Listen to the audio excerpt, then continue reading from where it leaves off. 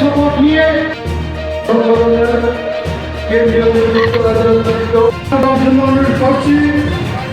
ভারতের communist party মার্ক্সবাদী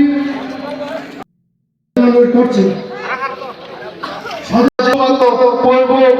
মহকুমাতে যে কথা স্থাপন হয়নি ওখানেও সবকিছু ঠিক হয়েছে। পাশাপাশি কিছুদিন আগে আরো 25টি বাংলা মিডিয়াম স্কুল তারা বিদ্যাজ্যোতি ঘোষণা করেছে, যে স্কুলগুলোতে গরিব ছাত্রছাত্রীরা সবাই পড়তো, সবাই যাতে পড়ার অধিকার পায় সেই বিকল্প ব্যবস্থা করবেন।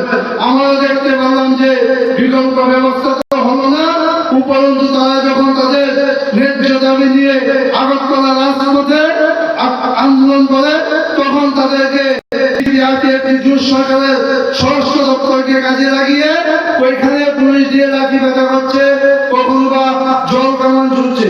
কি তাদের অপরাধ? তারা তো তাদের ন্যায্য দাবি নিয়ে সেখানে লড়াই আন্দোলন করেছিল। আপনারা তো বলেছিলেন লড়াই করতে হবে না, তাহলে কেন তারা লড়াই করলো? করবুক মহকুমায় 4টি বাম ছাত্র যুব সংগঠনের উদ্যোগে একটি মিছিল আহ্বান করা হয়েছে। এই মিছিল থেকে আওয়াজ উঠেছে বিজেপি হাটাও দেশ বাঁচাও।